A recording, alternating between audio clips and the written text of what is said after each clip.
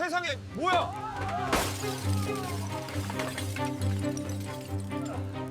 차가 가게 안으로 처박혔어. 안 돼. 야 비켜. 어떡해?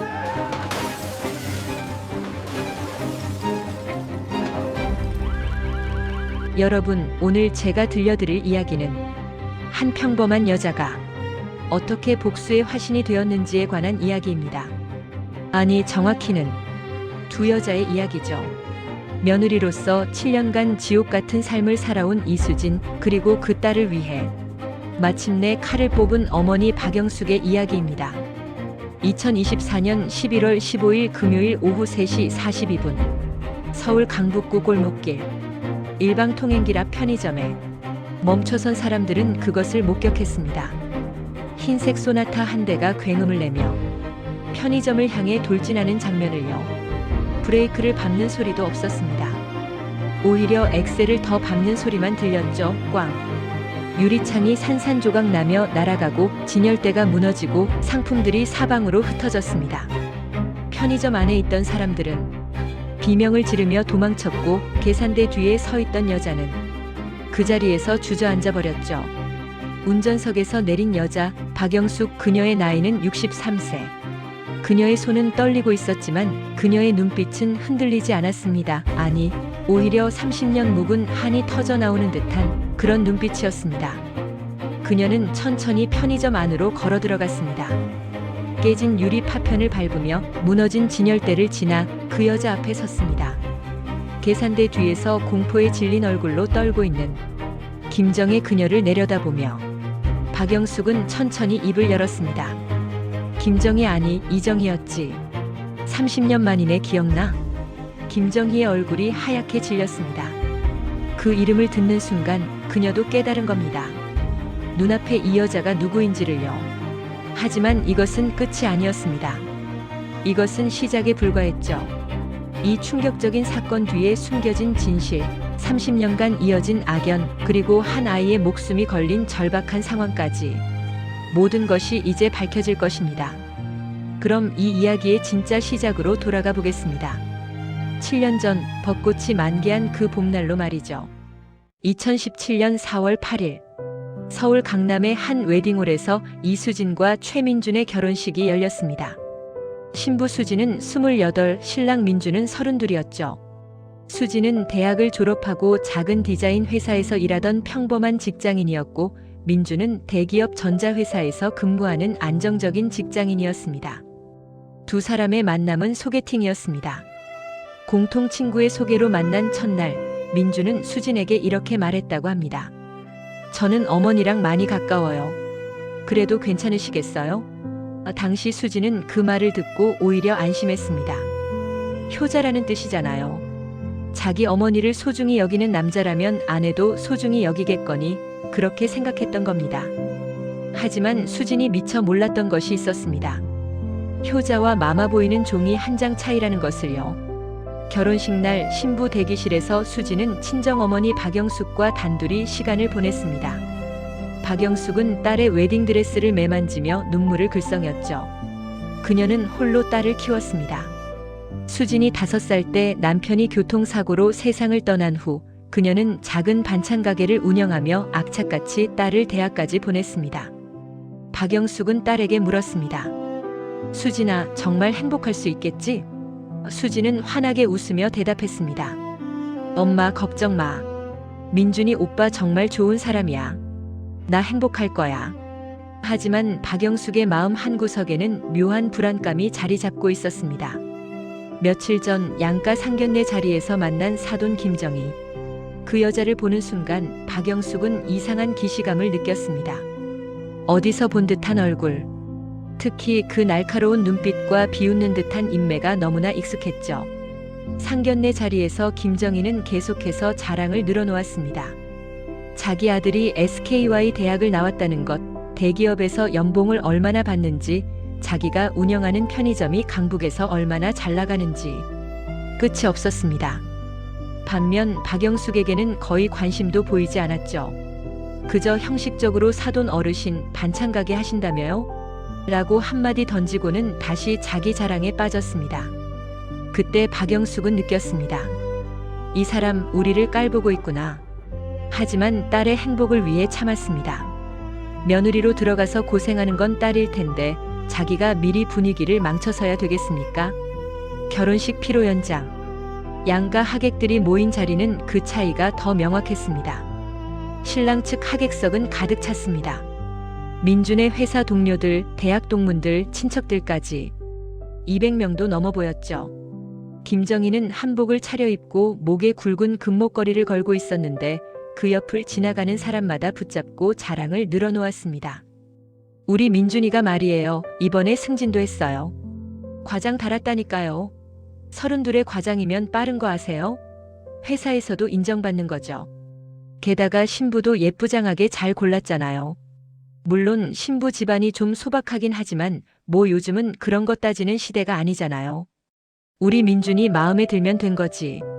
그 말을 들은 박영숙의 가슴은 철렁 내려앉았습니다. 소박하다는 표현. 그것은 분명 무시하는 말이었죠. 하지만 박영숙은 꾹 참고 미소를 지었습니다. 신부 측 하객석은 한산했습니다. 수진의 친구들 몇 명, 박영숙의 반찬 가게 단골 손님들, 먼 친척 몇 명. 합쳐봤자 50명도 안 됐습니다. 박영숙은 홀로 그 자리를 지키며 하객들에게 인사했습니다. 남편이 없으니 혼자서 양쪽을 다 챙겨야 했죠. 피로연이 끝나갈 무렵 박영숙은 화장실에 가려고 복도를 지나가다가 우연히 김정희의 목소리를 들었습니다. 김정희는 친구들인 듯한 여자들과 이야기하고 있었는데 목소리가 꽤 컸습니다. 아유, 신부 엄마 보셨어요? 혼자서 딸 하나 키웠다는데 고생 많이 했나 봐요. 얼굴에 고생한 티가 나더라고. 근데 뭐 우리 민준이가 신부 마음에 들어 했으니까 결혼시켜주는 거지. 솔직히 우리 정도 되는 집안이면 신부감 고르는 게 문제겠어요? 그래도 신부가 순해 보이고 얌전해 보여서 마음에 들더라고. 시집 와서 말 잘 들을 것 같아. 박영숙은 그 자리에 얼어붙었습니다. 분노가 치밀어 올랐지만 그것을 억눌렀습니다. 딸의 결혼식 날 싸울 수는 없었으니까요. 하지만 그 순간 박영숙은 확신했습니다. 저 여자와는 앞으로 문제가 생기겠구나. 그리고 그 예감은 틀리지 않았습니다. 결혼 후 첫 1년은 그래도 괜찮았습니다. 수진과 민주는 시댁에서 20분 거리에 있는 작은 아파트에 신혼집을 마련했습니다. 25평짜리 빌라였지만 두 사람에게는 충분했죠. 민주는 착한 남편이었습니다. 퇴근하면 설거지를 도와주고 주말에는 함께 장을 보러 다녔습니다. 수지는 결혼 후에도 회사를 다녔고 두 사람은 맞벌이로 알콩달콩 살았습니다. 문제는 시어머니였습니다. 김정희는 일주일에 서너 번은 전화를 했습니다. 처음에는 안부 전화였죠. 수진아, 잘 지내니? 우리 민준이 밥은 잘 챙겨 먹고 다니고. 수지는 그 전화를 받으며 기쁜 마음으로 대답했습니다. 네, 어머니. 걱정 마세요. 제가 도시락도 싸주고 있어요. 그런데 점점 전화의 내용이 바뀌기 시작했습니다. 수진아, 오늘 저녁은 뭐 해 먹을 거야? 된장찌개? 우리 민준이는 된장찌개보다 김치찌개를 더 좋아하는데. 몰랐어? 아이고, 결혼한 지가 언제인데 아직도 남편 입맛을 모르니. 에휴. 수진아, 우리 민준이 양말 좀 제대로 빨아줘. 지난번에 우리 집에 왔는데 양말에 보풀이 일었더라고. 세탁기에 막 넣으면 안 돼. 따로 손빨래를 해줘야 오래 가는 거야. 수진아, 너희 집 청소는 자주 하니? 우리 민준이가 먼지 알레르기가 있거든. 매일 진공 청소기 돌려줘야 해. 알았지? 처음에 수지는 이런 조언들을 고맙게 받아들였습니다. 시어머니가 나를 걱정해서 하시는 말씀이겠지. 하지만 시간이 지나면서 수지는 깨달았습니다. 이것은 조언이 아니라 간섭이고 통제라는 것을요. 특히 힘들었던 것은 갑작스러운 호출이었습니다. 어느 금요일 저녁 수지는 대학 친구들과 저녁 약속이 있었습니다. 오랜만에 만나는 자리였죠. 그런데 오후 4시쯤 김정희에게서 전화가 왔습니다. 수진아, 나 어머니야. 오늘 저녁에 우리 집에 와서 밥 먹어. 내가 갈비찜 해놨거든. 7시까지 와. 수지는 난처했습니다. 어머니, 죄송한데요. 오늘 친구들이랑 약속이 있어서요. 전화기 너머로 김정희의 목소리가 차갑게 식었습니다. 약속?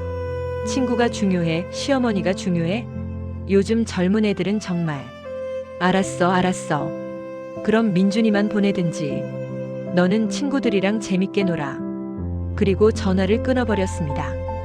수지는 그날 친구들과의 약속을 취소했습니다. 마음이 편치 않았기 때문이죠. 그리고 민준과 함께 시댁에 갔습니다. 시어머니는 아무렇지 않은 얼굴로 그들을 맞이했지만 수진을 향한 시선은 차가웠습니다. 이런 일이 반복되면서 수지는 점점 지쳐갔습니다. 하지만 남편 민준에게 말하기가 어려웠습니다. 민준은 어머니를 무척 사랑했고 어머니 말씀이라면 무조건 따랐기 때문이죠. 결혼 2년 차가 되던 해 수지는 임신을 했습니다. 그 소식을 들은 김정희는 처음으로 활짝 웃으며 기뻐했습니다. 아이고, 우리 손주 들어온다는 거야? 어머나, 우리 민준이가 아빠가 되는구나. 임신 기간 동안 김정희는 수진에게 조금 더 친절했습니다. 영양제를 사다 주고 몸조리하라며 음식도 해다 줬죠. 수진은 그런 시어머니를 보며 생각했습니다. 어머니도 나를 신경 써주시는구나. 역시 손주가 생기니까 달라지시네. 하지만 그것은 착각이었습니다. 아이가 태어났습니다. 2019년 11월 3일 3.2kg의 건강한 여자아이. 이름은 최서연이었습니다. 수진과 민준은 행복했습니다. 하지만 김정희의 반응은 미묘했습니다. 어머, 딸이네. 딸. 뭐 괜찮지. 요즘은 딸도 아들만큼 키우잖아. 근데 다음에는 아들 낳아야 해. 우리 집안대를 이어야 하니까.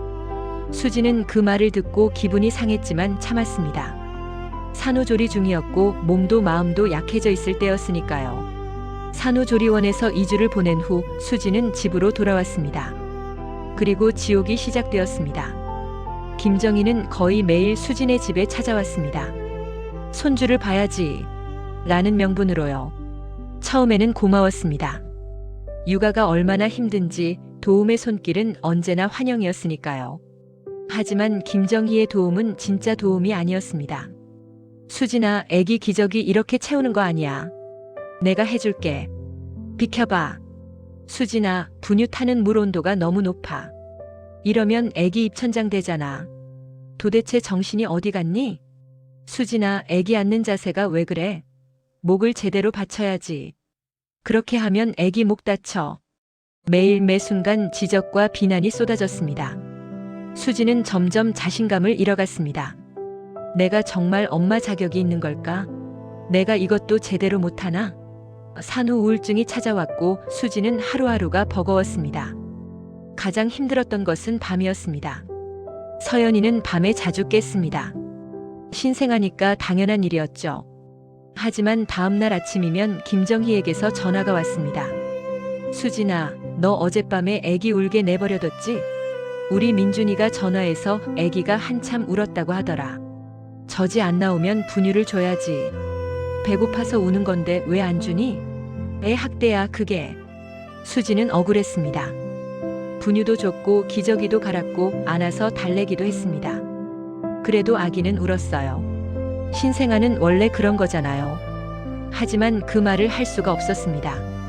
시어머니 앞에서 수지는 점점 작아졌고 목소리를 낼 수 없게 되었습니다. 그리고 가장 큰 문제는 남편 민준이었습니다. 민준은 수진의 편이 되어주지 않았습니다. 아니, 정확히 말하면 중립을 지키려 했죠. 어머니도 손주가 걱정돼서 그러시는 거야. 이해해줘. 너무 예민하게 받아들이지 마. 어머니 말씀이 틀린 건 아니잖아. 수지는 외로웠습니다. 남편도 시어머니도 자기 편이 아니었습니다. 그나마 위로가 되는 건 딸 서연이었죠.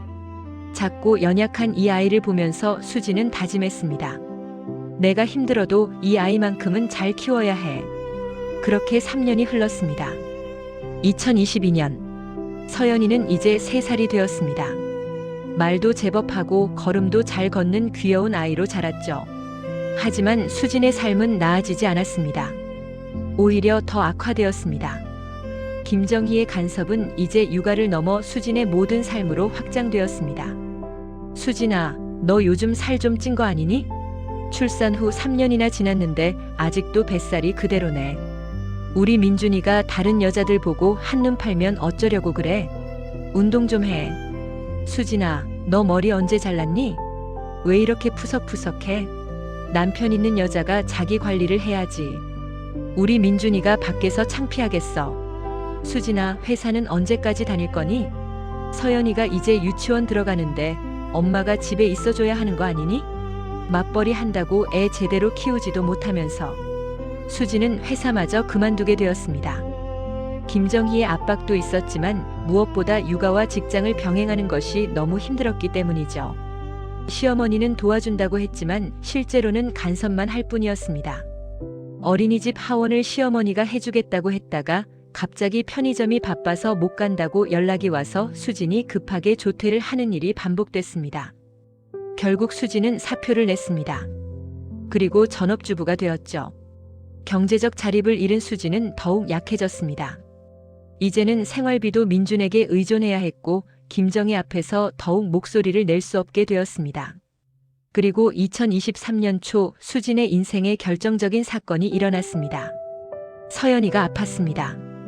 처음에는 단순한 감기인 줄 알았습니다. 열이 나고 기침을 하고 밥을 잘 안 먹었죠. 하지만 일주일이 지나도 나아지지 않았습니다. 오히려 더 심해졌어요. 서연이는 계속 처져 있었고 얼굴도 창백했습니다. 수지는 걱정이 되어 소아과에 갔습니다. 동네 소아과 의사는 혈액 검사를 권했고 결과는 충격적이었습니다. 어머니, 아이의 혈소판 수치가 비정상적으로 낮습니다. 즉시 대학병원에 가셔야 할 것 같습니다. 정밀 검사가 필요합니다. 수지는 그 자리에서 다리에 힘이 풀렸습니다. 혈소판, 대학병원, 정밀 검사. 도대체 우리 딸에게 무슨 일이 일어난 거죠? 그날 밤 민준과 함께 서연이를 데리고 대학병원 응급실로 갔습니다. 그리고 여러 검사를 받았습니다.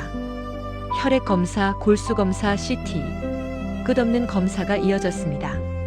3일 후 진단이 나왔습니다. 재생불량성 빈혈입니다. 담당 의사는 심각한 표정으로 설명했습니다. 재생불량성 빈혈은 골수가 제대로 혈액을 만들지 못하는 병이라고 했습니다. 혈소판, 적혈구, 백혈구 모두 부족하다고 했죠. 치료하지 않으면 심각한 출혈이나 감염으로 생명이 위험할 수 있다고 했습니다. 치료 방법은 크게 두 가지입니다. 면역 억제제 치료와 골수 이식입니다. 아이의 상태가 중증이기 때문에 골수 이식이 가장 효과적입니다. 하지만 우선 일치하는 기증자를 찾아야 합니다. 수진과 민주는 당장 검사를 받았습니다. 하지만 결과는 둘 다 불일치였습니다. 부모님이 완전 일치하지 않는 경우가 많습니다. 형제자매가 있으면 확률이 높은데 외동이시군요. 그렇다면 제대혈 은행이나 골수 은행에서 기증자를 찾아야 합니다. 시간이 걸릴 수 있습니다. 수진의 세상이 무너졌습니다. 내 딸이 중병에 걸렸다는 사실, 그리고 내가 딸을 구할 수 없다는 사실. 그것은 엄마로서 느낄 수 있는 가장 큰 절망이었습니다. 그날 밤 수진은 병원 복도에서 혼자 울었습니다. 서연이는 병실에서 잠들어 있었고 민주는 잠깐 집에 짐을 가지러 갔습니다. 수진은 혼자 복도 구석에 앉아서 소리 없이 울었습니다. 그때 누군가 다가왔습니다. 한 남자 의사였습니다. 그는 수진 옆에 조심스럽게 앉으며 물었습니다. 혹시 최서연 어머니세요?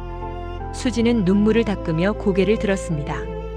그 의사는 40대 중반쯤 되어 보였습니다. 온화한 인상에 걱정스러운 눈빛이었죠. 네, 저 서연이 엄마예요. 선생님은? 저는 이 병원 혈액종양내과 의사입니다. 이준호라고 합니다. 아까 복도를 지나가다가 우시는 걸 봤는데 혹시 도와드릴 일이 있을까 해서요. 수지는 처음 보는 의사의 친절함에 조금 놀랐습니다. 그리고 자기도 모르게 모든 이야기를 쏟아냈습니다. 딸의 병, 일치하는 기증자가 없다는 것, 앞으로 어떻게 해야 할지 모르겠다는 것. 이준호 의사는 조용히 들어주었습니다. 그리고 말했습니다. 어머니, 희망을 잃지 마세요. 재생불량성 빈혈은 치료가 가능한 병입니다. 골수은행에서 기증자를 찾는데 시간이 걸리더라도 그 사이에 면역 억제제 치료를 시작하면 상태를 안정시킬 수 있습니다. 그리고 혹시 모르니 가족들 중에 더 검사해 볼 분이 계시면 해보세요. 때로는 예상치 못한 곳에서 일치하는 경우도 있습니다. 수지는 고개를 끄덕였습니다. 감사합니다, 선생님. 이준호 의사는 명함을 건네며 말했습니다. 제 연락처예요. 도움이 필요하시면 언제든 연락하세요. 그리고 그는 떠났습니다. 하지만 수지는 그 짧은 대화에서 조금의 위안을 얻었습니다. 다음 날 김정희가 병원에 찾아왔습니다. 그녀는 병실에 들어오자마자 서연이를 보더니 한숨을 쉬었습니다. 아이고, 우리 서연이. 이게 무슨 일이니? 도대체 어떻게 키웠길래 애가 이런 병에 걸렸어? 수지는 그 말에 가슴이 철렁 내려앉았습니다. 어머니, 이건 제 잘못이 아니에요. 의사 선생님도 원인을 알 수 없다고. 김정희는 수진을 쏘아보며 말했습니다. 원인을 알 수 없다고? 그럼 유전이겠네. 너희 집안 쪽에서 온 거 아니야? 우리 집안은 대대로 건강했거든. 수지는 할 말을 잃었습니다. 이 상황에서 내 딸이 중병에 걸려 누워있는 이 순간에도 시어머니는 자기 집안 자랑과 며느리 탓을 하고 있었습니다. 어머니, 지금 그게 중요한 게 아니잖아요. 서연이를 치료하는 게 먼저예요. 김정희는 코웃음을 쳤습니다. 치료? 치료비가 얼마나 드는데? 골수 이식이면 최소 몇 천만 원은 들 거야. 우리가 다 부담해야 하는 거 아니야? 내 친정에서는 돈 한 푼이라도 보태줄 수 있어? 그 말에 수지는 분노가 치밀었습니다. 하지만 참았습니다. 지금은 싸울 때가 아니었으니까요. 그날 저녁 수지는 친정어머니 박영숙에게 전화를 했습니다. 그동안 어머니에게 걱정을 끼치고 싶지 않아 아무 말도 하지 않았었는데 이제는 숨길 수 없었습니다. 엄마. 수진아. 왜? 무슨 일이야? 엄마. 서연이가 아파. 많이 아파. 그리고 수지는 모든 것을 이야기했습니다. 딸의 병, 골수 이식이 필요하다는 것, 기증자를 찾지 못했다는 것, 그리고 시어머니의 태도까지. 전화기 너머로 박영숙의 울먹이는 목소리가 들렸습니다. 수진아, 내가 지금 당장 갈게. 우리 서연이, 우리 외손녀. 엄마 괜찮아. 엄마 가게 일도 있잖아. 나는 괜찮아. 괜찮긴 무슨 괜찮아. 손녀가 아픈데 내가 가만히 있겠니? 내일 당장 갈게. 그리고 나도 골수 검사 받을 거야. 혹시 모르잖아. 다음 날 박영숙은 정말로 서울로 올라왔습니다. 그녀는 병실에 들어오자마자 서연이를 보고 눈물을 흘렸습니다. 우리 서연이. 외할머니 왔어. 금방 나을 거야. 걱정 마. 박영숙도 골수 검사를 받았습니다. 하지만 결과는 역시 불일치였습니다. 담당 의사는 말했습니다. 조부모님도 일치 확률이 낮습니다. 역시 골수은행에서 찾는 게 최선입니다. 하지만 골수은행에서 일치하는 기증자를 찾는 데는 몇 달이 걸릴 수도 있다고 했습니다. 그 사이 서연이의 상태는 점점 나빠졌습니다. 면역 억제제 치료를 시작했지만 효과는 제한적이었습니다. 서연이는 자주 열이 났고 작은 상처에도 피가 멈추지 않았습니다. 병원 생활이 길어지면서 서연이는 점점 기력을 잃어갔고 수지는 매일 병실을 지키며 기도했습니다. 그런데 이 힘든 시기에도 김정희는 변하지 않았습니다. 어느 날 김정희는 병실에 와서 이렇게 말했습니다. 수진아, 우리 민준이 밥은 챙기고 있어? 민준이가 요즘 스트레스 받아서 힘들어하는데 집에 가면 밥이라도 제대로 있어야 하는 거 아니니? 수지는 믿을 수 없다는 표정으로 시어머니를 바라봤습니다. 어머니, 지금 제가 24시간 병원에 있잖아요. 집에 어떻게 가요? 김정희는 불쾌한 표정을 지었습니다. 그래도 남편은 챙겨야지. 병원은 교대로 지키면 되잖아. 나도 가끔 오고 민준이도 퇴근 후에 오고. 너만 여기 있어야 하는 건 아니잖아. 수지는 할 말을 잃었습니다. 내 딸이 중병에 걸려 있는데 남편 밥 걱정을 하라고요? 박영숙이 그 말을 듣고 참지 못했습니다. 사돈댁 어르신, 그 말씀은 너무하신 거 아닙니까? 지금 아이가 이렇게 아픈데 어떻게 엄마가 떠날 수 있습니까? 사위분은 어른이니까 알아서 챙겨 드실 거 아닙니까? 김정희는 박영숙을 쏘아보며 말했습니다. 사돈 어르신도 참 그러시네요. 아무리 애가 아파도 남편은 챙겨야죠. 그게 아내의 도리 아닙니까? 그러니까 며느리가 이 모양인 거지. 친정에서 제대로 못 가르친 거 아니에요? 박영숙의 얼굴이 붉어졌습니다. 분노가 치밀었지만 그녀는 꾹 참았습니다. 여기서 싸우면 딸만 힘들어질 것이 뻔했으니까요. 하지만 그날 이후 박영숙은 김정희를 보는 눈이 완전히 바뀌었습니다. 그리고 점점 더 확신하게 되었죠. 저 여자, 정말 30년 전 그 여자가 맞구나. 2023년 6월, 서연이가 입원한 지 4개월이 지났습니다. 골수은행에서는 아직도 잃지 않은 기증자를 찾지 못했고 서연이의 상태는 점점 악화되었습니다. 담당 의사는 심각한 표정으로 말했습니다. 최대한 빨리 이식을 해야 합니다. 시간이 많지 않습니다. 수지는 매일 밤 울었습니다. 내 딸을 구할 방법이 없다는 절망감. 그것은 세상 그 무엇보다 고통스러웠습니다. 그리고 어느 날 박영숙은 결심을 했습니다. 딸과 손녀를 위해 그녀는 오래전 묻어둔 과거를 다시 파헤쳐야 했습니다. 박영숙은 병원 복도에서 조용히 전화를 걸었습니다. 30년 만에 거는 전화였죠. 전화를 받은 사람은 강철민, 박영숙의 전 남편 그리고 수진의 친아버지였습니다. 여보세요? 낯설면서도 익숙한 목소리. 박영숙의 가슴이 두근거렸습니다. 철민 씨, 나 영숙이에요. 전화기 너머로 긴 침묵이 흘렀습니다. 그리고 놀란 목소리가 들렸습니다. 영숙이? 영숙이가 왜? 무슨 일이야? 박영숙은 떨리는 목소리로 말했습니다. 수진이 기억하시죠? 우리 딸. 이제 35이 됐어요. 결혼해서 딸도 낳았고요. 근데 그 아이가 많이 아파요. 그리고 박영숙은 모든 것을 이야기했습니다. 서연이의 병, 골수이식이 필요하다는 것, 기증자를 찾지 못했다는 것. 강철민은 한동안 말이 없었습니다. 그리고 조심스럽게 물었습니다. 내가 검사를 받으면 되는 건가요?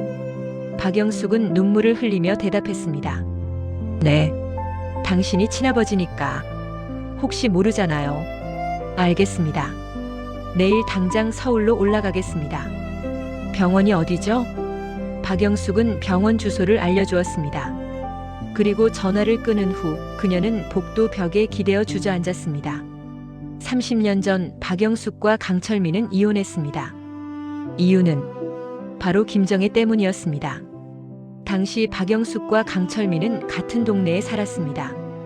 강철민은 작은 공장에서 일하는 평범한 노동자였고 박영숙은 집에서 반찬을 만들어 파는 일을 했죠. 어린 딸 수진이를 키우며 평범하게 살고 있었습니다.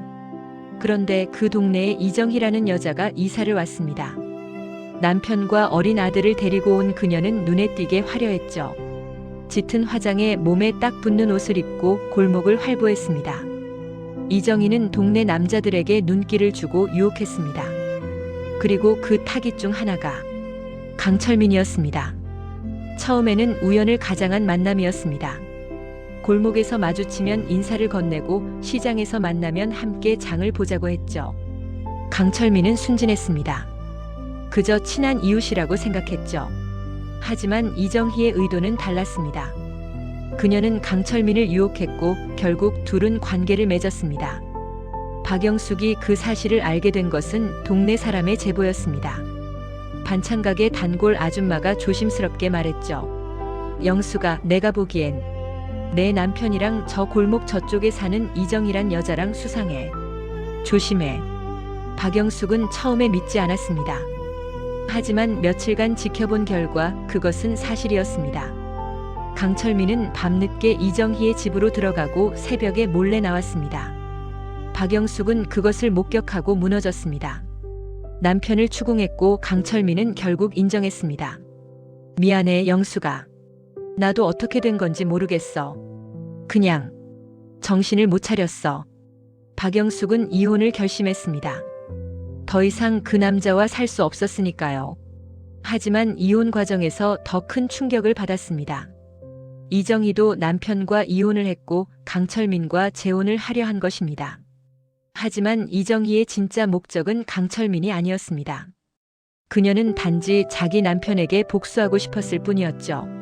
자기 남편이 바람을 피웠고 그래서 자기도 똑같이 해준 것이었습니다. 결국 이정희는 강철민을 버렸습니다. 미안하지만 당신은 내 타입이 아니에요. 그렇게 차갑게 말하고 떠났죠. 강철민은 모든 것을 잃었습니다. 아내도 딸도 그리고 이정희도. 그는 박영숙에게 용서를 빌었지만 박영숙은 단호했습니다. 다시는 제 앞에 나타나지 마세요. 수진이 앞에도요. 그리고 30년이 흘렀습니다. 박영숙은 혼자 딸을 키웠고 강철민은 지방으로 내려가 다시 가정을 꾸렸다는 소문을 들었습니다. 수진이는 아버지가 교통사고로 죽었다고 알고 자랐죠. 박영숙은 그렇게 거짓말을 했습니다.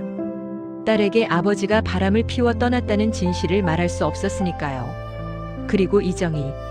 그녀는 다시 재혼을 했고 이름을 김정희로 바꿨습니다. 새 남편의 성을 따른 것이죠. 그 남편이 편의점 사업을 시작했고 성공했습니다. 김정희는 이제 잘 사는 편의점 사장님 부인이 되었죠. 그리고 운명의 장난처럼 그녀의 아들 민준과 박영숙의 딸 수진이 만나 결혼을 한 것입니다. 박영숙은 결혼식 날부터 김정희를 의심했습니다. 하지만 확신할 수 없었죠. 세월이 흘렀고 이름도 바뀌었으니까요. 혹시 착각일 수도 있었고 설령 맞다 하더라도 딸의 결혼을 망칠 수는 없었습니다. 하지만 이제는 달랐습니다. 손녀의 생명이 걸린 일이었으니까요. 다음 날 강철민이 병원에 나타났습니다.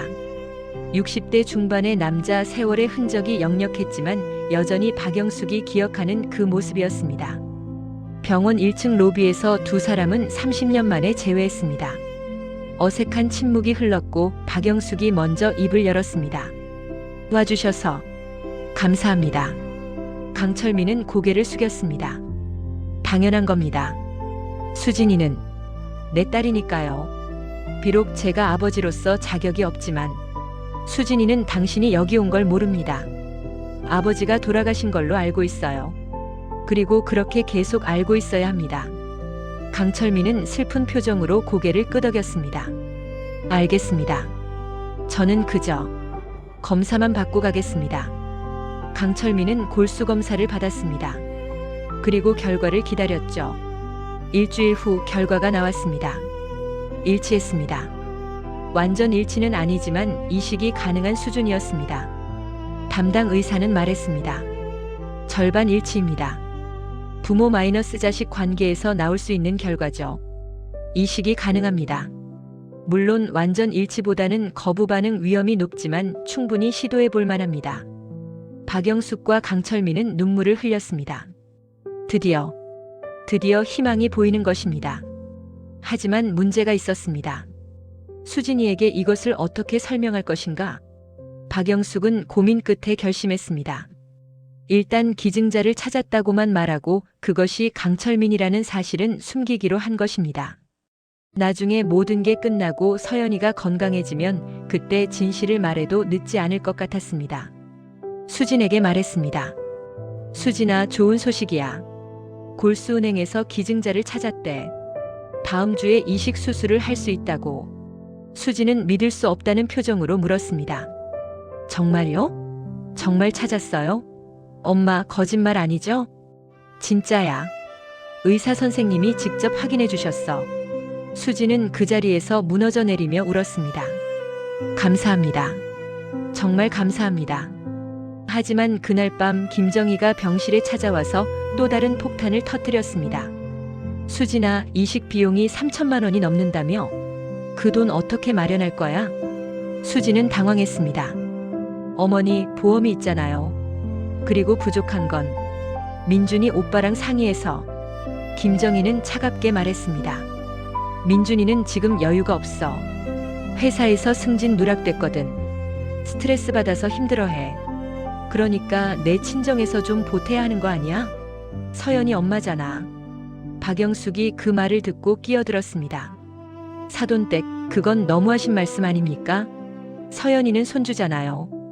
양쪽에서 나눠서 부담하는 게 맞는 거 아닙니까? 김정희는 비웃듯이 말했습니다. 사돈 어르신 형편이야 뻔하잖아요. 반찬 가게에서 벌어봤자 얼마나 되겠어요. 솔직히 말하면 우리 쪽에서 대부분 부담하는 거죠. 그나마 우리가 편의점에서 여유가 있으니 망정이지. 박영숙의 주먹이 굳게 쥐어졌습니다. 모욕감과 분노가 치밀었지만 그녀는 참았습니다. 알겠습니다. 제가 마련하겠습니다. 집을 팔든 가게를 팔든 해서라도. 수진이 놀라서 소리쳤습니다. 엄마, 그게 무슨 말이야? 엄마 집을 팔면 어디서 살아? 괜찮아. 서연이가 먼저야. 나는 어떻게든 살 수 있어. 그날 밤 박영숙은 혼자 병원 옥상에 올라갔습니다. 밤하늘을 보며 그녀는 조용히 울었습니다. 30년 전의 기억이 떠올랐죠. 남편을 빼앗긴 그날, 홀로 딸을 키우겠다고 다짐했던 그날, 그리고 지금까지 악착같이 살아온 모든 날들. 그리고 이제 그 여자가 다시 자기 앞에 나타났습니다. 김정희, 아니 이정희. 30년 전 자기 인생을 망쳤던 그 여자가 이제는 며느리가 된 딸을 괴롭히고 있었습니다. 박영숙은 결심했습니다. 이제는 더 이상 참지 않겠어. 내가 지켜야 해. 내 딸을, 내 손녀를. 수술 날짜가 잡혔습니다. 2023년 7월 15일. 서연이의 골수이식 수술이 진행될 예정이었습니다. 강철민은 익명의 기증자로 등록되었고 수술 전날 병원에 입원했습니다. 박영숙은 그를 몰래 찾아가 고마움을 전했습니다. 정말 감사합니다. 당신이 아니었으면. 강철민은 쓸쓸하게 웃었습니다. 이건 제가 당연히 해야 할 일입니다. 비록 아버지 역할을 제대로 하지 못했지만 이것만큼은 꼭 해주고 싶었습니다. 수진이가 알면 어떤 반응을 보일까요? 모르겠습니다. 아마 저를 원망하겠죠. 당연합니다. 저는 그럴 자격이 있는 사람이니까요. 박영숙은 아무 말도 하지 못했습니다. 수술은 성공적이었습니다. 서연이는 중환자실에서 회복 중이었고 강철민의 골수는 잘 이식되었습니다. 담당 의사는 희망적이라고 말했습니다. 이제 거부 반응이 없는지 지켜봐야 합니다. 앞으로 몇 주가 중요합니다. 수지는 기적처럼 느껴졌습니다. 딸이 살았습니다. 드디어 빛이 보이는 것 같았죠. 하지만 기쁨도 잠시, 현실이 그들을 짓눌렀습니다. 수술 비용과 입원비, 앞으로의 치료비까지 합치면 5천만 원이 넘었습니다. 보험으로 일부는 커버되었지만 나머지는 자비로 부담해야 했습니다. 박영숙은 약속대로 자기 집을 팔기 시작했습니다. 30년간 살아온 작은 빌라였지만 그것이 지금 할 수 있는 전부였습니다. 수진이 그 사실을 알고 울며 말렸습니다. 엄마, 안 돼. 엄마 집을 팔면 어디서 살아? 차라리 우리가 대출을 받을게. 괜찮아. 나는 가게 2층에서 살 수 있어. 걱정 마. 서연이가 먼저야. 결국 박영숙의 집은 팔렸고 그 돈은 서연이의 치료비로 쓰였습니다. 반면 김정희는 얼마를 냈을까요? 겨우 500만 원이었습니다. 우리도 형편이 어려워. 편의점 장사가 요즘 안 되거든. 이것밖에 못 도와줘서 미안해. 박영숙은 분노했습니다. 편의점 3개를 운영하면서 500만 원밖에 못 낸다고요? 명품 가방을 들고 다니고 금목걸이를 걸치고 다니면서. 하지만 더 충격적인 일이 기다리고 있었습니다. 서연이가 회복 중이던 어느 날 수지는 우연히 민준의 휴대폰을 보게 되었습니다. 민준이 샤워하는 동안 테이블 위에 놓인 휴대폰에서 카톡 알람이 울렸는데 화면에 뜬 메시지는 민준아, 서연이 치료비는 어차피 수진이 친정에서 다 될 거야. 우리는 최소한만 내면 돼. 나중에 서연이 나으면 그때 우리가 많이 도와준 것처럼 말하면 되고. 알았지? 수지는 그 자리에 얼어붙었습니다. 손이 떨렸고 심장이 터질 것 같았습니다. 이게 시어머니의 진짜 모습인가요? 손녀가 죽을 뻔했는데 치료비를 아끼려고 계산을 하고 있었던 거예요? 수지는 더 스크롤을 올려봤습니다. 그리고 더 충격적인 대화들을 발견했습니다. 솔직히 서연이가 여자애라서 아쉽긴 해. 아들이었으면 더 신경 쓸 텐데. 뭐 어때, 나중에 또 낳으면 되지. 엄마, 그래도 그렇게 말씀하시면 안 되죠. 왜? 사실이잖아. 우리 집안대를 이을 아들이 필요한데. 서연이는 어차피 시집가면 남의 집 사람이고. 수지는 휴대폰을 놓았습니다. 아니, 떨어뜨렸습니다. 그리고 그 자리에 주저앉았습니다. 충격과 배신감과 분노가 한꺼번에 밀려왔습니다. 이 사람들은 이 사람들은 진짜로 우리를 가족으로 생각하지 않는구나. 샤워를 마치고 나온 민주는 놀라서 물었습니다. 수진아, 왜 그래? 무슨 일이야? 수진은 떨리는 목소리로 물었습니다. 오빠, 우리 어머니가 집 팔았어. 서연이 치료비 마련하려고. 근데 시어머니는 500만 원밖에 안 냈어. 그것도 마지못해서. 그리고 오빠한테 카톡으로. 민준의 얼굴이 굳었습니다. 그거 봤어? 봤어. 다 봤어. 시어머니가 뭐라고 했는지. 서연이가 여자애라서 아쉽다고 나중에 또 나오면 된다고, 그리고 치료비는 우리 친정에서 알아서 내게 하라고. 민주는 할 말을 잃었습니다. 수지는 울면서 소리쳤습니다. 나는 7년 동안 참았어. 시어머니의 잔소리도 무시도 간섭도 다 참았어. 오빠를 사랑했고 이 가정을 지키고 싶었으니까. 근데 이건 아니잖아. 내 딸이 죽을 뻔했는데 그 순간에도 돈 계산을 하고 있었다고. 이게 사람이 할 짓이야? 민주는 변명을 하려 했습니다. 수진아, 어머니가 원래 좀 그러셔. 입이 좀 거칠으시지만 나쁜 뜻은 아니야. 나쁜 뜻이 아니면 뭐야? 좋은 뜻이야? 민준이 오빠 정신 차려. 당신 어머니는 우리를 가족으로 안 봐. 나를 며느리로, 서연이를 손녀로 안 봐. 그냥 귀찮고 부담스러운 존재로 보는 거야. 그날 밤 수진과 민주는 처음으로 크게 싸웠습니다. 7년 만에 처음 있는 일이었죠. 다음 날 박영숙이 병원에 왔을 때 수진은 모든 것을 이야기했습니다. 어머니에게 더 이상 숨길 수 없었습니다. 박영숙은 조용히 들었습니다. 그리고 딸의 손을 꽉 잡았습니다. 수진아, 엄마가 미안해. 내가 제대로 봤어야 했는데. 결혼식 때부터 느낌이 이상했거든. 근데 내 행복을 망칠까봐 참았어. 엄마, 나 이제 어떻게 해야 해? 이혼해야 하나? 박영숙은 고개를 저었습니다. 지금은 아니야. 서연이가 먼저야. 서연이가 완전히 나을 때까지는 참아야 해. 힘들겠지만. 엄마, 나 진짜 힘들어.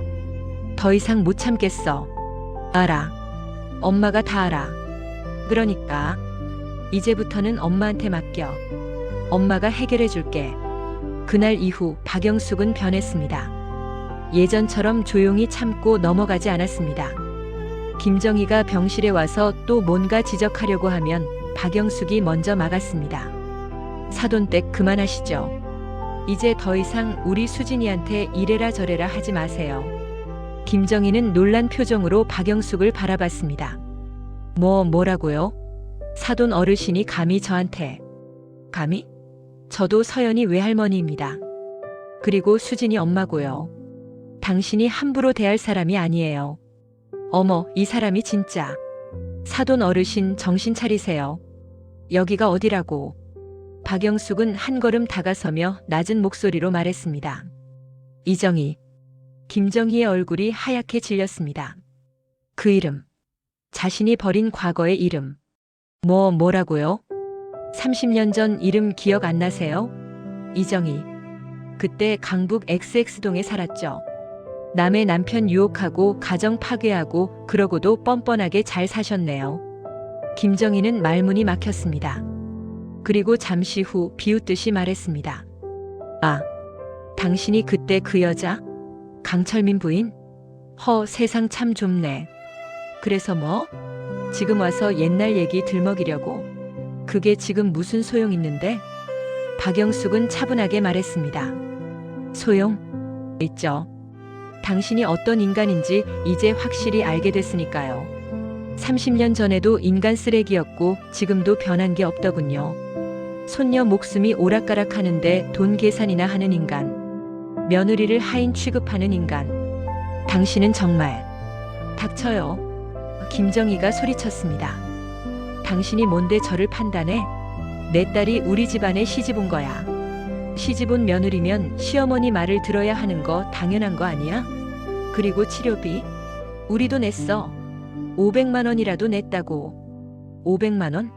편의점 3개 하면서 500만 원? 창피한 줄 알아야죠. 우리는 집을 팔았어요. 30년 살던 집을. 손녀 살리려고. 근데 당신은 명품 가방 하나 값도 안 되는 돈만 내고 그것도 마지못해서 낸 거잖아요. 두 사람은 병실 복도에서 대치했습니다. 주변 사람들이 쳐다봤지만 박영숙은 아랑곳하지 않았습니다. 이제부터 명심하세요. 우리 수진이한테 함부로 하지 마. 서연이한테도. 만약 한 번이라도 더 괴롭히면 그땐 가만 안 있을 거예요. 뭐? 가만 안 둔다고? 뭘 어쩌겠다는 거야? 박영숙은 김정희의 눈을 똑바로 바라보며 말했습니다. 당신이 지금까지 살면서 한 모든 짓들 30년 전 일부터 지금까지 다 파헤쳐서 세상에 알릴 거예요. 당신 남편한테도 동네 사람들한테도 모두에게요. 각오하세요. 김정희는 비웃었습니다. 하, 웃기네. 30년 전 일을 누가 믿겠어? 증거라도 있어? 찾아보면 있겠죠. 그리고 설령 없어도 상관없어요. 소문만으로도 충분하니까. 당신이 얼마나 평판을 중요하게 여기는지 나는 알아요. 동네에서 편의점 손님들 사이에서 저 집 사장 부인 옛날에 남의 남편 유혹했대 이런 소문 돌면 장사 잘 되겠어요? 김정희의 얼굴이 일그러졌습니다. 분노와 두려움이 뒤섞인 표정이었죠.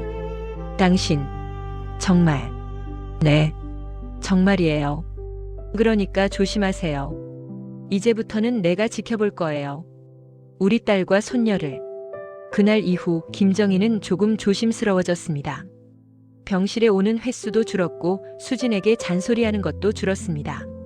하지만 그것은 진짜 반성이 아니었습니다. 그저 일시적인 후퇴일 뿐이었죠. 폭풍 전의 고요함 같은 것이었습니다. 서연이는 서서히 회복되고 있었습니다. 골수 이식 후 2달이 지났고 거부 반응도 없었습니다. 담당 의사는 긍정적이라고 말했습니다. 이대로 가면 퇴원도 곧 가능합니다. 정말 다행입니다. 수지는 처음으로 웃을 수 있었습니다. 딸이 살았습니다. 기적이었죠. 하지만 집안 분위기는 여전히 냉랭했습니다. 민준과 수지는 그날 이후 제대로 대화를 나누지 못했습니다. 민준은 여전히 어머니 편을 들었고 수지는 그런 남편이 실망스러웠습니다. 박영숙은 집을 팔고 반찬가게 2층에서 생활하기 시작했습니다. 좁고 불편했지만 그녀는 개의치 않았습니다. 손녀가 살았으니 그것으로 충분했죠. 그런데 9월 어느 날 김정희가 다시 움직이기 시작했습니다. 그녀는 조용히 그러나 치밀하게 복수를 계획했습니다. 감히 나를 협박해? 내 과거를 들먹여? 두고 봐. 내가 누군지 보여주지. 김정희의 첫 번째 타깃은 박영숙의 반찬가게였습니다. 김정희는 자기가 아는 동네 사람들에게 전화를 돌렸습니다. 그리고 슬쩍 소문을 퍼뜨렸죠. 있잖아. 우리 사돈 어르신이 하는 반찬가게 있잖아. 거기 위생이 좀 안 좋다는 얘기를 들었어. 나도 가끔 먹어봤는데 배탈 난 적도 있고. 조심하는 게 좋을 것 같아. 물론 거짓말이었습니다. 박영숙의 반찬가게는 20년 넘게 단골 손님들이 찾는 깨끗한 곳이었습니다. 하지만 소문이라는 것은 무섭습니다. 한번 퍼지기 시작하면 걷잡을 수 없게 되죠. 단골 손님들이 하나둘씩 줄어들기 시작했습니다. 그리고 한 달 후 보건소에 익명의 신고가 들어왔습니다. XX동에 있는 반찬가게 위생 상태가 의심스러우니 점검해 주세요. 보건소 직원들이 나와서 점검을 했습니다. 다행히 큰 문제는 발견되지 않았지만 박영숙은 충격을 받았습니다. 누가 이런 짓을 한 걸까? 하지만 그녀는 곧 깨달았습니다. 김정희의 짓이라는 것을요. 박영숙은 분노했지만 증거가 없었습니다. 그저 의심만 할 뿐이었죠. 김정희의 두 번째 공격은 더 교묘했습니다. 그녀는 민준을 이용했습니다. 아들에게 이렇게 말했죠. 민준아, 너 수진이랑 언제까지 이렇게 살 거니? 수진이는 요즘 너한테 차갑잖아. 그리고 솔직히 말하면 서연이 치료비도 대부분 우리가 댔는데 수진이네는 고마워하기는커녕 우리를 원망하더라. 너무 억울하지 않니? 민준은 혼란스러웠습니다. 엄마, 그래도 수진이도 힘들었어요. 이해해주세요. 이해? 내가 얼마나 이해했는데. 너도 이제 정신 차려. 수진이가 진짜 너를 사랑하는 건지 아니면 그냥 우리 집안 돈이 필요해서 결혼한 건지 생각해봐. 김정희는 계속해서 민준의 귓속말을 독침으로 채웠습니다. 그리고 민준은 점점 흔들리기 시작했습니다. 어느 날 밤 민준은 수진에게 이렇게 말했습니다. 수진아, 우리 좀 떨어져서 지낼까? 서로 머리 좀 식히는 시간이 필요할 것 같아. 수진은 믿을 수 없다는 표정으로 물었습니다. 뭐라고? 떨어져서 지내자고? 지금 별거 하자는 거야? 별거는 아니고 그냥 잠시. 나는 회사 근처에 고시원을 얻어서 지내고 너는 집에서 서연이랑 있고 그러면서 서로 생각 좀 정리하는 게 어떨까? 민준이 오빠, 시어머니가 시킨 거지. 이것도? 민준은 대답하지 못했습니다. 그 침묵이 곧 대답이었죠. 수지는 허탈하게 웃었습니다. 그래, 그래, 좋아. 떨어져 있자. 나도 이제 지쳤어. 오빠 얼굴 보는 것도 시어머니 목소리 듣는 것도 다 지쳤어. 그렇게 민준은 집을 나갔고 수지는 서연이와 단둘이 지내게 되었습니다. 박영숙이 그 소식을 듣고 분노했습니다. 김정혜 그 여자가 또 뭔 짓을 한 거야? 10월 서연이가 드디어 퇴원했습니다. 5개월간의 병원 생활이 끝난 것이죠. 서연이는 여전히 약을 먹어야 했고 정기적으로 병원에 다녀야 했지만 이제는 집에서 생활할 수 있었습니다. 수지는 서연이를 데리고 집으로 돌아왔습니다. 민준이 없는 집. 조용하고 쓸쓸했지만 한편으로는 평화로웠습니다. 하지만 그 평화도 오래가지 못했습니다. 어느 날 김정희가 예고 없이 수진의 집에 찾아왔습니다. 아니, 정확히는 침입했죠. 비밀번호를 알고 있었던 그녀는 현관문을 열고 들어왔습니다. 수진아, 집에 있니? 수진은 깜짝 놀라서 나왔습니다. 어머니, 왜 갑자기? 김정희는 집안을 둘러보며 혀를 찼습니다. 어휴, 집이 왜 이 모양이니? 청소는 하고 사는 거야? 서연이가 이제 막 퇴원했는데 집이 지저분하면 어떡해. 면역력이 약한데. 제가 알아서 할게요. 그리고 미리 오신다고 말씀 좀 해주세요. 갑자기 오시면 내가 왜 며느리 집에 오는데 허락을 받아야 해? 여기 월세 내는 것도 우리 민준이고 집주인도 우리나 마찬가지잖아. 수지는 할 말을 잃었습니다. 김정희는 냉장고를 열어보고 다시 혀를 찼습니다. 반찬도 이게 뭐야? 이런 걸 우리 민준이한테 먹였어? 그러니까 민준이가 집에 안 오지. 제대로 차려주는 게 하나도 없으니. 민준이 오빠는 스스로 나간 거예요. 그래도 그렇지. 남편이 나갈 정도면 아내가 뭔가 잘못한 거 아니겠어? 수지는 더 이상 참을 수 없었습니다. 어머니, 나가주세요. 지금 당장. 김정희는 비웃었습니다. 나가라고? 내가 감히 시어머니한테? 네, 나가세요. 여기는 제 집이에요. 어머니가 함부로 들어올 곳이 아니에요. 하, 이 여자가 진짜 박영숙한테 배운 거야? 그래, 그 엄마의 그 딸이네. 둘 다 버릇이 없어. 그때 현관문이 열리며 박영숙이 들어왔습니다. 수진이 미리 연락을 한 것이었죠. 김정희, 당신 지금 뭐 하는 거예요? 김정희는 박영숙을 보고 코웃음을 쳤습니다. 어머, 사돈 어르신도 오셨네요. 좋아요, 잘 됐어. 오늘 확실히 하고 갑시다. 확실히 하자고요? 뭘? 김정희는 가방에서 서류 봉투를 꺼냈습니다. 이혼 동의서예요. 수진이가 서명하면 우리 민준이가 위자료 2천만 원을 주겠대요. 착하죠? 아무 잘못도 없는데 돈까지 주겠다니.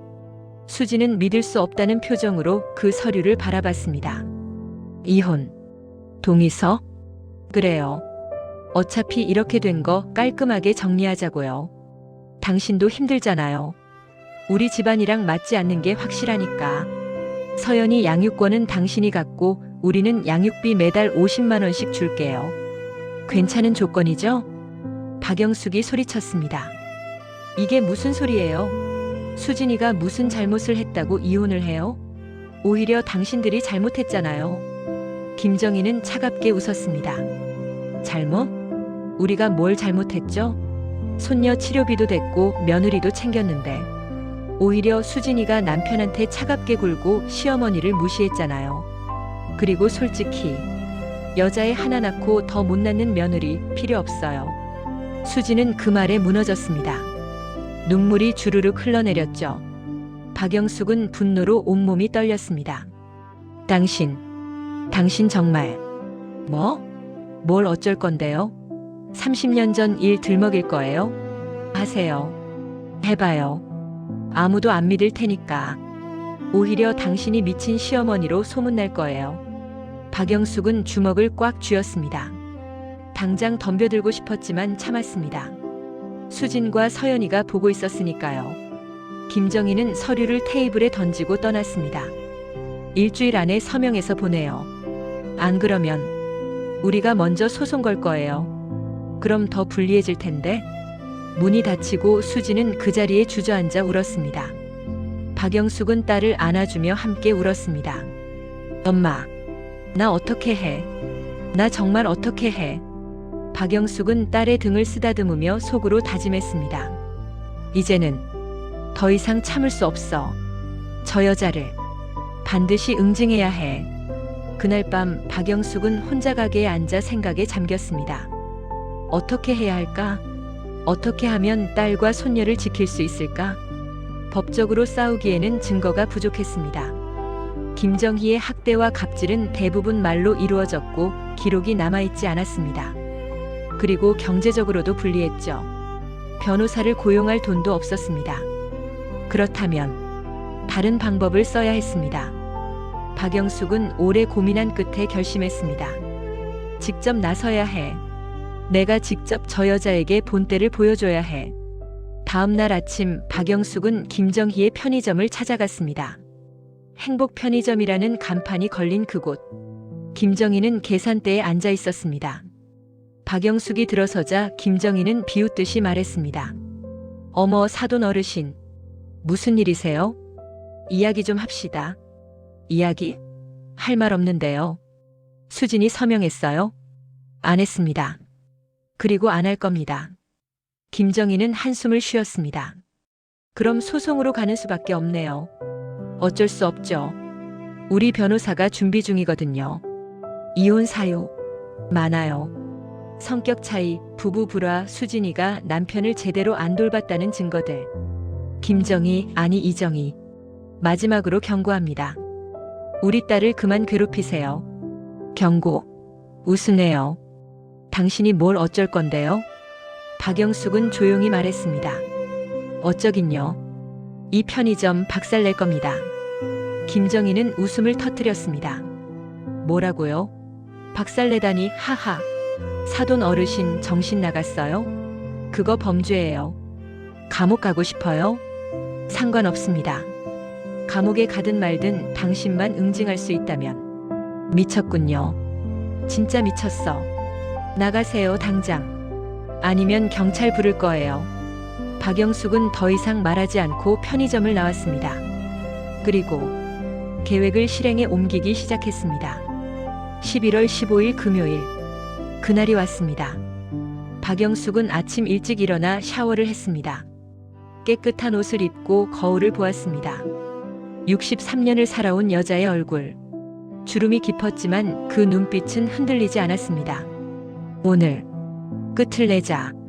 오전 10시 박영숙은 중고차 거래소로 갔습니다. 그리고 자기 이름으로 대출을 받아 중고 소나타 한 대를 샀습니다.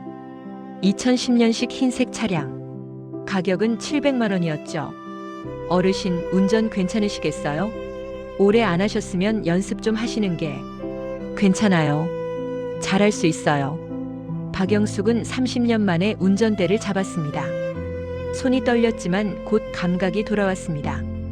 그녀는 젊었을 때 택시기사를 한 적이 있었습니다. 수진이를 키우기 위해 밤낮으로 운전을 했었죠.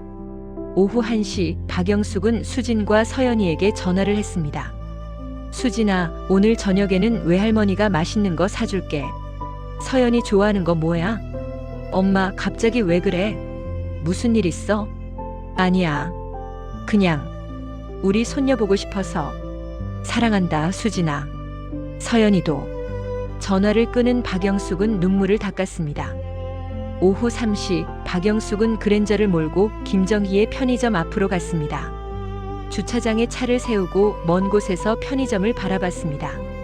저 안에 저 여자가 있겠지. 30년 전 내 인생을 망친 여자. 그리고 지금 내 딸의 인생을 망치고 있는 여자. 박영숙은 심호흡을 했습니다. 그리고 시동을 걸었습니다. 오후 3시 42분. 박영숙은 엑셀을 밟았습니다. 차는 천천히 그리고 점점 빠르게 움직였습니다. 차가 가게 안으로 인도를 처박혔어. 넘어 편의점을 향해 돌진했습니다. 사람들이 비명을 지르며 피했습니다. 그리고 꽝! 엄청난 충돌음과 함께 차가 편의점 안으로 돌입했습니다. 유리창이 산산조각 나며 날아갔고 진열대가 무너졌습니다. 야, 비켜! 라면, 과자, 음료수들이 사방으로 흩어졌습니다. 편의점 안에 있던 손님들은 놀라서 도망쳤고 알바생은 비명을 지르며 뒤로 물러났습니다. 그리고 계산대 뒤에 있던 김정희. 그녀는 그 자리에 주저앉았습니다. 공포에 질린 얼굴로. 차가 멈췄습니다. 계산대 바로 앞에서요. 박영숙은 천천히 차에서 내렸습니다. 손은 떨리고 있었지만 표정은 차분했습니다. 깨진 유리를 밟으며 무너진 진열대를 지나 박영숙은 김정희 앞에 섰습니다. 김정희. 아니, 이정희. 30년 만이네. 기억나? 김정희는 떨리는 목소리로 말했습니다. 당신. 미쳤어? 이게 무슨 짓이야? 미쳤죠. 미칠 수밖에 없었어요. 당신 때문에. 경찰 불러. 누구 없어? 이 미친 여자 좀 잡아요. 박영숙은 한 걸음 더 다가섰습니다. 30년 전 당신이 내 남편을 유혹했을 때 나는 참았어요. 이혼하고 혼자 딸 키우면서도 참았어요. 그런데 당신은 또다시 내 앞에 나타났어요. 내 딸을 괴롭히고 내 손녀를 무시하고 더 이상은 못 참겠어요. 그게 30년 전 일이잖아. 지금 와서 왜 나한테? 30년 전이든 지금이든 당신은 변하지 않았어요. 여전히 다른 사람의 인생을 망치는 인간이에요. 그래서 내가 끝을 내려온 거예요. 그때 사이렌 소리가 들렸습니다. 누군가 이미 신고를 한 것이었죠. 박영숙은 김정희를 내려다보며 마지막으로 말했습니다. 이제 세상 사람들이 다 알 거예요. 당신이 어떤 인간인지. 편의점은 박살났고 당신 평판도 박살날 거예요. 30년 동안 쌓아온 것들 다 무너질 거예요. 그게 내가 원한 복수예요.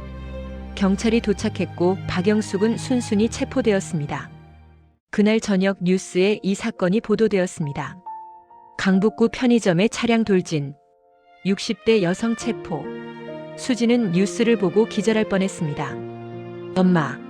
엄마가 왜? 박영숙은 경찰서에서 조사를 받았습니다. 그리고 담담하게 진술했습니다. 네, 제가 했습니다. 고의였습니다. 저 여자를 응징하고 싶었습니다. 어떤 이유가 있었습니까? 30년간의 원한이 있었습니다. 그리고 제 딸과 손녀를 지키기 위해서였습니다. 경찰은 박영숙을 구속했고 검찰은 기소를 준비했습니다. 죄목은 재물손괴와 위험운전치상. 형량은 최소 2년에서 5년까지 나올 수 있었습니다. 하지만 박영숙은 후회하지 않았습니다. 유치장에 앉아서도 그녀는 담담했습니다. 이제 수진이는 자유로워질 거야. 저 여자의 그늘에서 벗어날 수 있어. 며칠 후 박영숙은 유치장에서 면회를 받았습니다. 수진이었습니다. 유리창 너머로 마주 앉은 두 사람. 수진은 눈물을 흘리며 물었습니다. 엄마, 왜 그랬어? 왜 그렇게까지? 박영숙은 조용히 미소 지었습니다. 미안해, 수진아. 엄마가 더 좋은 방법을 찾았어야 했는데. 근데 이것밖에 방법이 없었어. 엄마가 감옥에 가면 나는 어떡해? 서연이는 어떡하고? 괜찮아.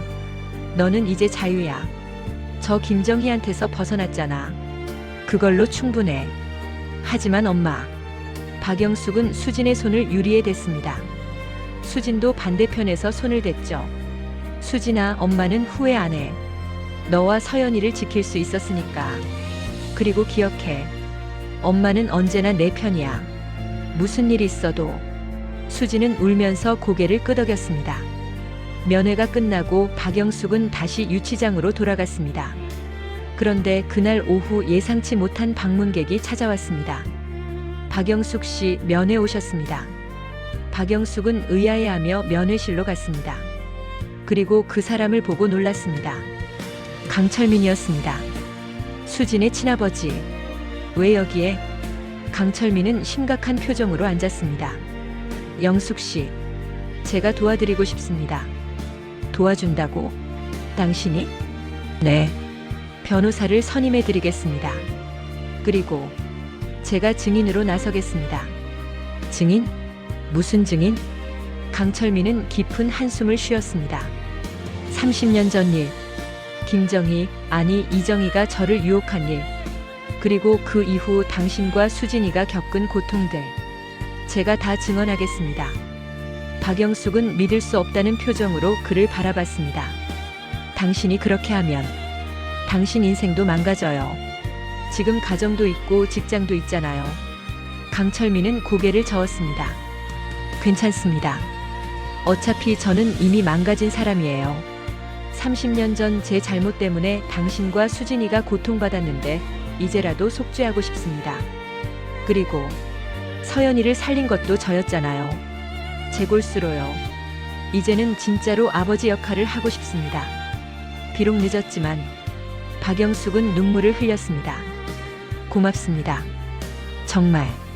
그리고 그날 이 사건의 새로운 국면이 시작되었습니다. 강철민의 증언. 그것은 첫 번째 반전이었습니다. 강철민은 약속대로 변호사를 선임했습니다. 그리고 재판에서 증언하겠다고 나섰죠. 하지만 김정희도 가만히 있지 않았습니다. 그녀는 자기 편 변호사를 고용했고 맞대응을 준비했습니다. 30년 전 일을 증명할 수 있어요? 증거라도 있나요? 그냥 한 미친 여자가 억지로 차를 몰고 제 가게를 부쉈어요. 명백한 범죄죠. 감정적인 이유? 그게 범죄를 정당화할 수 있나요?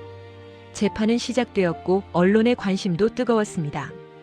60대 여성 사돈 편의점의 차량 돌진. 30년 원한 때문? 며느리 괴롭힌 시어머니, 친정어머니가 복수? 여론은 양분되었습니다. 일부는 박영숙을 지지했습니다. 시어머니의 갑질은 사회 문제다. 박영숙 씨의 행동은 극단적이었지만 이해할 수 있다. 하지만 다른 일부는 비난했습니다. 아무리 그래도 범죄는 범죄다. 법으로 해결했어야지 폭력을 쓰면 안 된다. 첫 번째 재판날. 법정은 방청객들로 가득 찼습니다. 검사가 박영숙을 신문했습니다. 피고인은 고의로 차량을 몰고 편의점을 파손했습니까? 네. 사람이 다칠 수도 있다는 것을 알고 있었습니까? 네. 하지만 사람을 다치게 할 의도는 없었습니다. 정확히 계산해서 사람들이 피할 수 있도록 했습니다. 그래도 위험한 행동이었습니다. 이유가 뭡니까? 박영숙은 김정희를 바라보며 말했습니다. 30년간 쌓인 원한이었습니다. 그리고 제 딸과 손녀를 지키기 위해서였습니다. 김정희의 변호사가 반박했습니다. 30년 전 일은 증거가 없습니다. 그리고 설령 있었다 해도 그것이 지금의 범죄를 정당화할 수 없습니다. 그때 강철민이 증인석에 섰습니다. 저는 30년 전 박영숙 씨의 남편이었습니다. 그리고 김정혜 씨, 당시 이정희라는 이름을 쓰던 그녀와 부적절한 관계를 가졌습니다. 법정이 술렁였습니다. 강철민은 계속했습니다. 그것은 제 잘못이었습니다. 하지만 이정혜 씨가 먼저 유혹했습니다. 그녀는 제 아내 박영숙 씨를 알고 있었고 의도적으로 우리 가정을 파괴했습니다. 그리고 저를 이용한 후 버렸습니다. 김정희가 벌떡 일어났습니다. 거짓말이에요. 판사님, 저 사람 거짓 증언하는 거예요. 판사가 제지했습니다. 조용히 하세요. 증인은 계속하세요. 그 이후 박영숙 씨는 혼자 딸을 키웠고 저는 떠났습니다. 그리고 30년이 지나 김정혜 씨는 박영숙 씨의 딸, 제 딸 수진이의 시어머니가 되었습니다. 그리고 똑같은 짓을 반복했습니다. 며느리를 괴롭히고 손녀를 무시하고. 강철민의 증언은 1시간 넘게 이어졌습니다. 그는 자기가 알고 있는 모든 것을 이야기했습니다. 30년 전 이정희가 어떻게 자신을 유혹했는지, 그리고 최근 수진이가 어떤 고통을 겪었는지. 하지만 여전히 결정적 증거는 부족했습니다. 강철민의 증언만으로는 30년 전 일을 완전히 입증하기 어려웠죠. 재판은 2주간 휴정에 들어갔습니다. 그 사이 수지는 혼자 고민에 빠졌습니다. 어머니를 위해 무엇을 할 수 있을까? 그리고 어느 날 그녀는 결심했습니다. 이준호 의사를 찾아가기로요. 수지는 병원으로 갔습니다. 이준호 의사는 외래 진료실에서 환자를 보고 있었습니다. 수지는 진료가 끝날 때까지 기다렸다가 그를 찾아갔습니다. 선생님, 혹시 시간 좀 있으세요? 이준호는 수진을 보고 놀랐습니다. 최서연 어머니, 무슨 일이세요? 서연이는 괜찮고? 서연이는 괜찮아요. 근데 제가 선생님께 부탁드릴 게 있어서요. 두 사람은 병원 카페로 자리를 옮겼습니다. 수지는 모든 상황을 이준호에게 설명했습니다. 시어머니의 갑질, 어머니의 복수, 그리고 지금 진행 중인 재판까지. 이준호는 조용히 들었습니다. 그리고 깊은 한숨을 쉬었습니다. 정말 힘드셨겠네요. 선생님, 혹시 도와주실 수 있으신가요? 의학적으로 증명할 수 있는 게 있을까요? 제 어머니가 극단적 스트레스 상황에 있었다는 것을. 이준호는 잠시 생각했습니다. 그리고 조심스럽게 입을 열었습니다. 어머니, 혹시 김정혜 씨의 본명이 이정희라고 하셨죠? 네, 30년 전에는 그 이름을 썼대요. 이준호의 표정이 굳어졌습니다. 그리고 서연이 아버지 이름이 최민준이라고. 네. 근데 왜요? 이준호는 심각한 표정으로 말했습니다. 제가 확인해 봐야 할 게 있습니다. 혹시 모르니 제게 며칠만 시간을 주세요. 수진은 의아했지만 고개를 끄덕였습니다. 3일 후 이준호는 수진에게 연락을 했습니다. 제가 알아낸 게 있습니다. 만나서 이야기하겠습니다. 두 사람은 다시 만났습니다. 이준호는 무거운 표정으로 서류 봉투를 꺼냈습니다. 제가 병원 기록을 조회해 봤습니다. 물론 개인정보라 조심스럽지만 이건 중요한 문제라고 생각해서. 무슨 기록이요? 서연이의 재생불량성 빈혈. 이 병은 때로 유전적 요인이 있습니다. 그래서 저는 서연이의 유전자 검사 결과를 다시 살펴봤습니다. 그래서요? 이준호는 깊은 숨을 들이쉬고 말했습니다. 서연이의 유전자에 이상이 있었습니다. 정확히는 최민준 씨로부터 물려받은 유전자에 문제가 있었어요. 그게 무슨 뜻이에요? 최민준 씨도 잠재적으로 혈액 질환 유전자를 가지고 있다는 뜻입니다. 그리고 제가 더 조사해 본 결과 이준호는 또 다른 서류를 꺼냈습니다. 30년 전 이 병원에 이정희라는 이름의 여성이 입원한 기록이 있습니다. 임신 중 합병증으로요. 그리고 그때 태어난 아이가. 수진의 얼굴이 창백해졌습니다. 설마 최민준 씨일 가능성이 높습니다. 그리고 이정희 씨의 의료 기록을 보면 그녀도 혈액 질환 보인자였습니다. 당시에는 증상이 없어서 모르고 지나갔지만 유전자는 아들에게 전달되었고 그것이 다시 손녀에게. 수지는 그 자리에 주저앉았습니다. 그럼 서연이가 아픈 건 시어머니 때문이라는 거예요? 직접적인 원인은 아니지만 유전적으로는 그렇습니다. 김정혜 씨가 보인자였고 그것이 대물림된 거죠. 그리고 이준호는 더 충격적인 말을 했습니다. 그리고 제가 더 조사하던 중에 발견한 건데요. 30년 전 이정혜 씨가 입원했을 당시 같은 병실에 또 다른 환자가 있었습니다. 바로 박영숙 씨였습니다. 엄마가요? 네. 박영숙 씨도 당시 수진 씨를 임신 중이었고 조산 위험으로 입원해 있었습니다. 즉, 두 사람은 30년 전 같은 병실에 있었던 겁니다. 그리고 그때 이정혜 씨는 박영숙 씨의 남편을 병원에서 처음 만났을 가능성이 높습니다. 수지는 모든 퍼즐이 맞춰지는 것을 느꼈습니다. 30년 전 병원에서 만난 두 여자. 한 명은 남편에게 사랑받는 아내, 한 명은 남편에게 무시당하는 아내. 이정희는 질투했고 박영숙의 남편 강철민을 유혹했던 것입니다. 그리고 30년 후 운명의 장난처럼 두 가족은 다시 만났고 모든 비극이 반복되었습니다. 수지는 울면서 물었습니다. 이걸 재판에서 쓸 수 있을까요?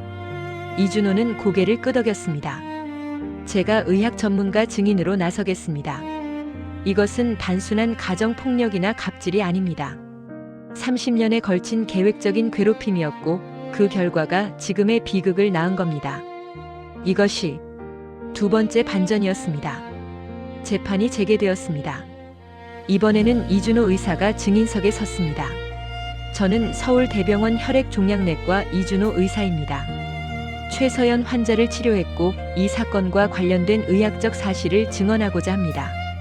이준호는 서연이의 병 유전적 원인 그리고 30년 전의 병원 기록까지 모두 설명했습니다. 법정은 충격에 빠졌습니다. 김정희의 얼굴은 창백해졌습니다. 그건 제가 몰랐어요. 제가 보인자인지도 몰랐고. 하지만 검사는 반박했습니다. 모르셨다고 해도 당신은 30년간 두 여자를 의도적으로 괴롭혔습니다. 먼저 박영숙 씨의 가정을 파괴했고 이번에는 며느리를 괴롭혔습니다. 그리고 손녀가 아픈 상황에서도 치료비를 아끼려 했죠. 이것은 명백한 학대입니다. 김정희의 변호사가 항변했습니다. 하지만 그것이 박영숙 씨의 범죄 행위를 정당화할 수는 없습니다. 판사가 말했습니다. 정당화는 아니지만 정상 참작은 가능합니다. 피고인이 극단적 스트레스 상황에 있었고 그것이 범행의 동기였다는 것이 입증되었습니다. 재판은 몇 주 더 진행되었습니다. 그리고 마침내 판결이 내려졌습니다. 피고인 박영숙은 재물손괴 및 위험운전 혐의로 징역 1년에 집행유예 2년을 선고합니다. 단 사회봉사 200시간을 부과합니다. 집행유예, 즉 감옥에 가지 않아도 되는 것이었습니다. 판사는 판결문을 읽었습니다. 피고인의 행위는 분명 잘못되었습니다. 하지만 피고인이 30년간 겪은 고통, 딸과 손녀를 지키려던 절박함, 그리고 피해자 김정혜 씨의 잘못도 인정됩니다.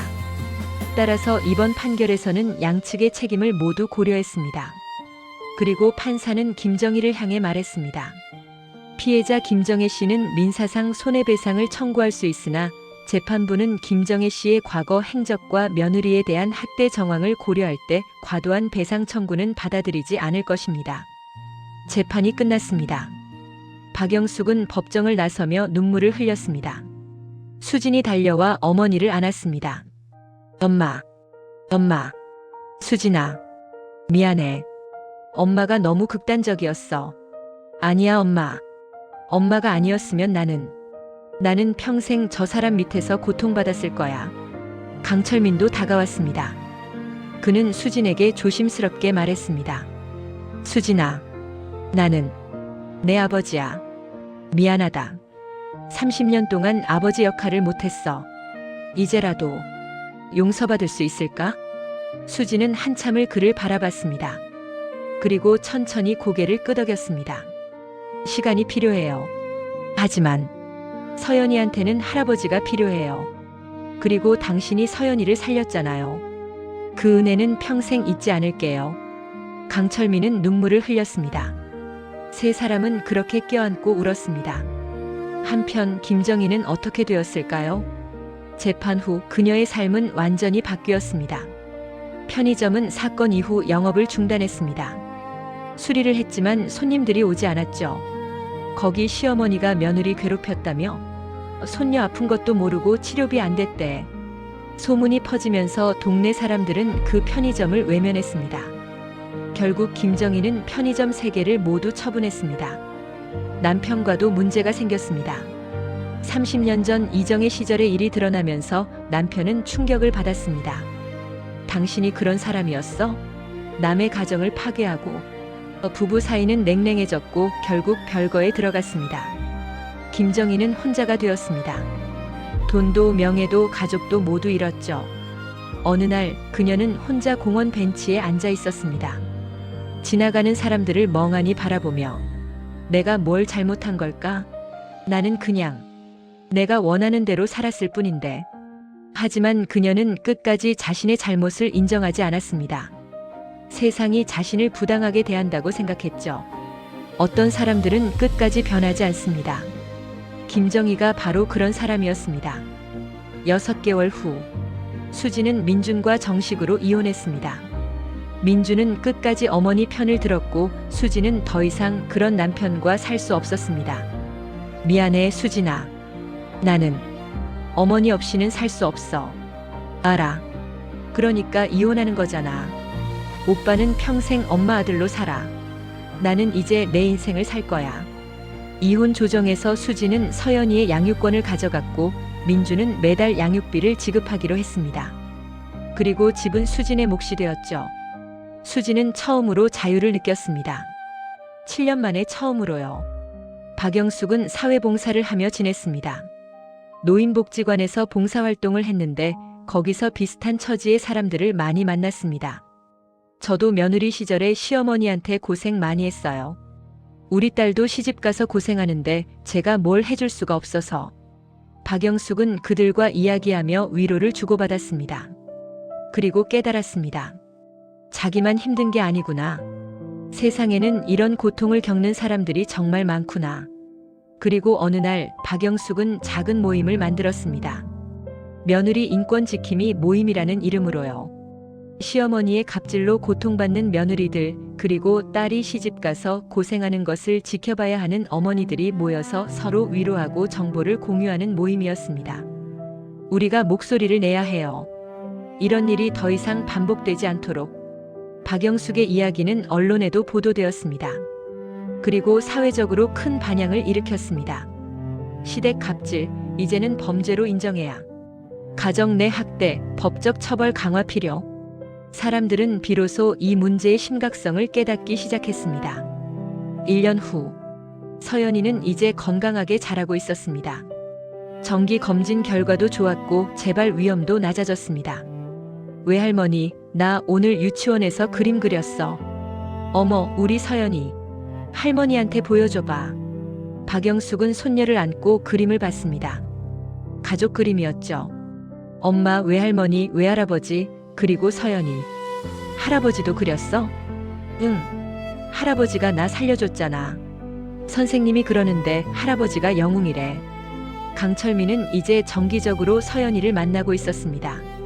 할아버지로서의 역할을 조금씩 배워가고 있었죠. 어느 일요일 네 사람은 함께 공원에 나들이를 갔습니다. 이상한 조합이었지만 그들에게는 이것이 새로운 가족의 형태였습니다. 벤치에 앉아 서연이가 노는 것을 바라보며 박영숙과 강철민은 나란히 앉아 있었습니다. 영숙 씨, 정말 고마워요. 용서해줘서. 용서는 아니에요. 그냥 서연이를 위해서예요. 그리고 당신도 많이 변했더군요. 30년 동안 후회하며 살았어요. 이제라도 제대로 하고 싶습니다. 그럼 계속 노력하세요. 서연이에게 좋은 할아버지가 되어주세요. 네, 그러겠습니다.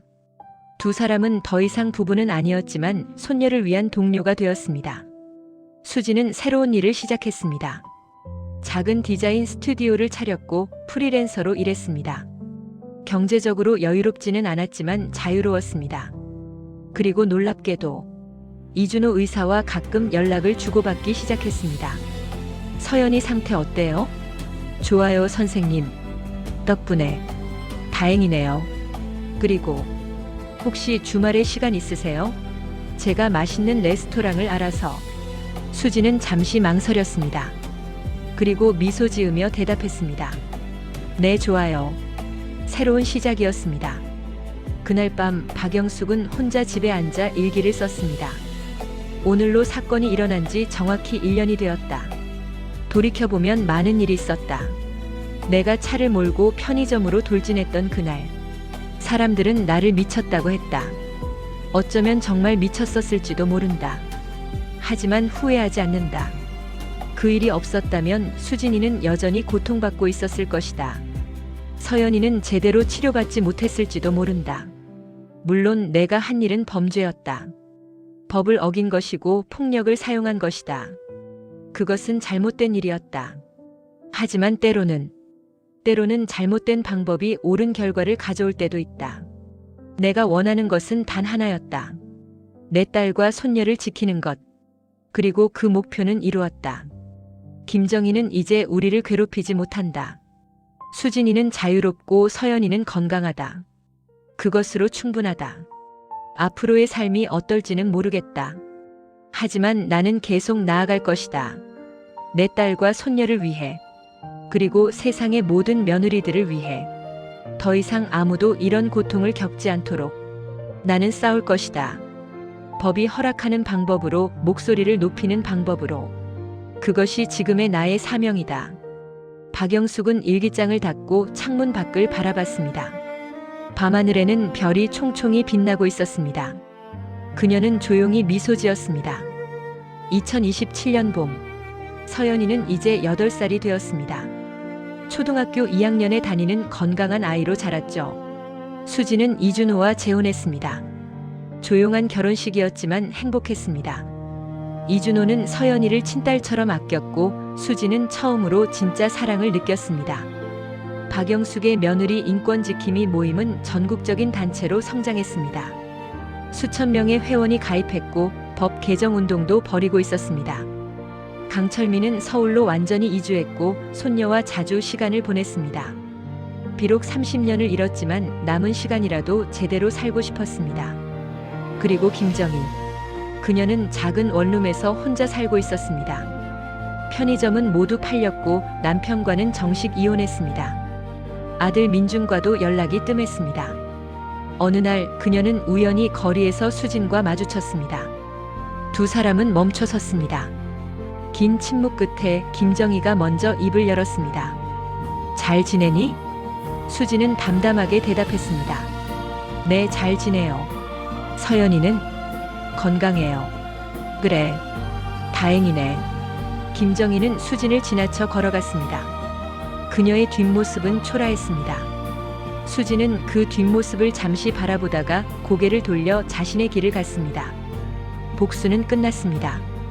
이제 남은 것은 각자의 삶이었습니다. 이 이야기는 한 여자의 복수담이었습니다.